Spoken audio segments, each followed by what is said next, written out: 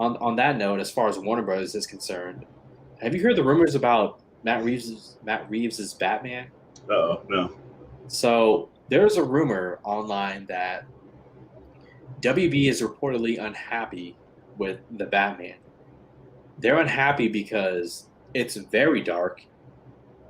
It has very little humor, and Matt Reeves is presenting a Batman where mental illness is a factor, and which is no surprise. And this is why Warner Brothers doesn't really. They don't really understand what they have, you know. I was gonna say Batman and mental illness. That's nothing new. Think about it. He dresses as a bat. Bruce Wayne's not normal. Died. Yes. It's like, why is this? And it's just like, you know, whether these rumors are true or not, take it with a grain of salt.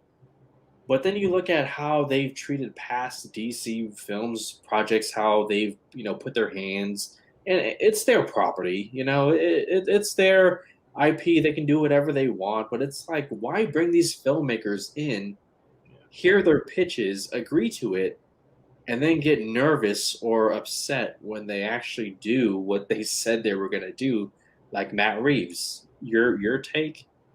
Well, even if the slightest one or two things are like, ooh, we don't know about that. Like, just let's see what happens. I understand.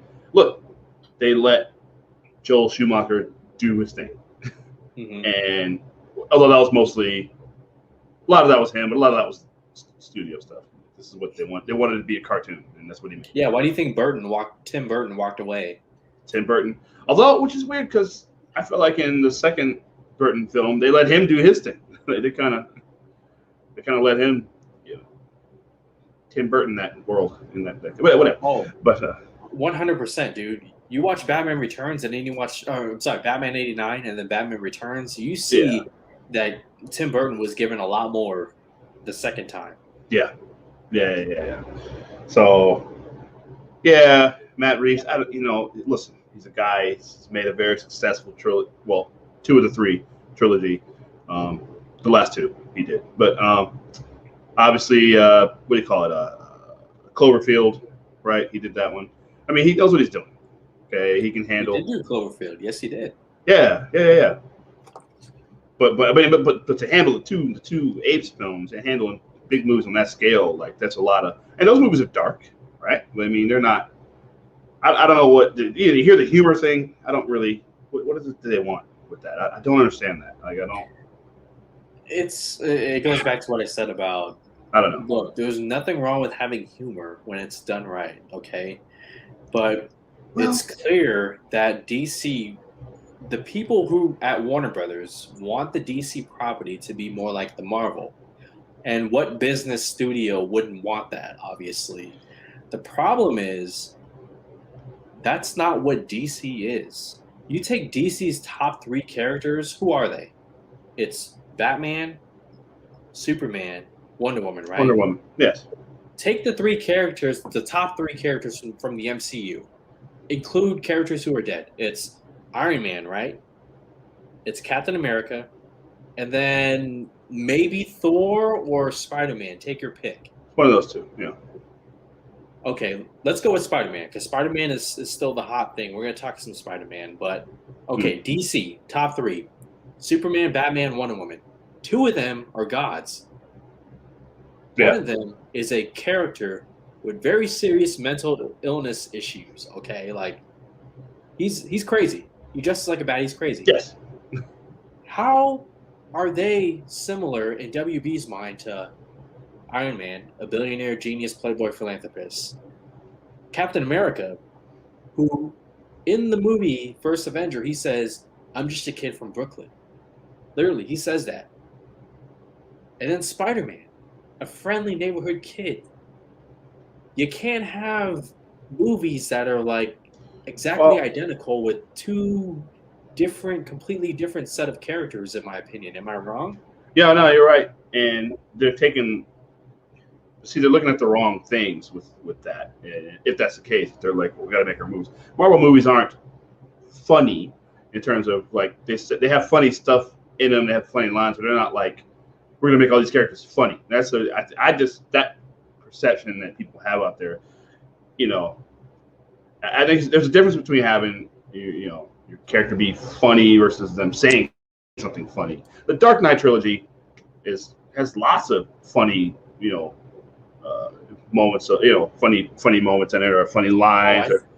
I think it's dark humor, dude. Like, I don't know, like when Joker pencil through the guy's head, people were laughing, but that's a dark humor. But I mean, just stuff like just all the banter between Alfred and Bruce Wayne, Christian Bale. Yeah. Like, oh, that's all funny stuff, or some of the stuff between him and Lucius Fox, or like you can have funny things in them, funny moments in between them. It doesn't have to be like, let's make this funny, or let's have more humor. Like it should be more organic than just let's make it funny. Okay, I'm gonna say something, and let me know if it's fucked up. Let me know if I'm out of line. Okay. All right. I'm gonna say it. I feel like when Marvel writes their movies, all right, in my opinion, a lot of the jokes, humor, I think it does some good, but I also think it does some bad. In that, a dramatic moment, a very suspenseful moment, you throw in some like one-liner joke or something to kind of ease the tension and remind you this is a family-friendly movie. But then I feel like a part of me feels like, and I'm not talking about one specific, I'm talking about audiences as a whole. When they write these jokes, they do it because they need to keep the audience, the general audience, more like make sure that the movie has their attention, that they don't get bored, So throw in a line here and there to kind of, like, I don't know, maybe like, oh, that was funny, that was nice. And then 2 minutes later, you hear another joke and you're like, oh, okay. And then 3 minutes later, you hear something else. Well, I mean, a lot of these movies are, that maybe, just kind of. And I'm not saying that's a bad thing. I'm not saying every movie has to have very little humor. Not at all. A movie like Spider-Man or Ant-Man deserves to be fun and funny. But then you have Matt Reeves' Batman. You know what it is. You know the director. It's like, why do you need more humor, That's what I'm getting at. I think it's just what maybe would.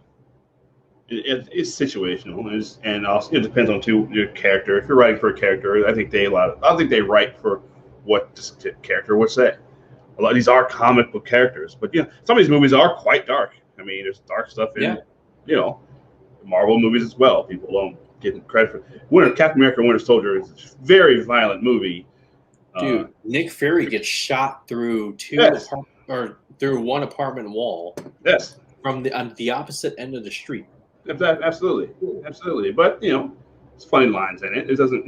Look, the movie Training Day is full of moments of humor. It's not necessarily light-hearted humor, but it's just kind of sort of like you said, to maybe just remind you that you are in a movie and a character might say something within the context of the story that is, okay, that's funny, so there maybe is something to that.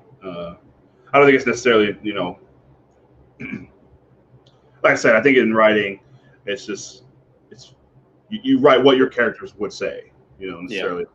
No, let's make that funny right there. And it's like, well, if it's just write the thing that they would actually say in that situation. And with these being comic book characters, sometimes they do say stuff that's funny. Spider-Man, that's all he does is quip and make sarcastic comments and stuff all the time. That's how he is. That's what I loved about Andrew Garfield's Spider-Man. Yeah, he captured that more than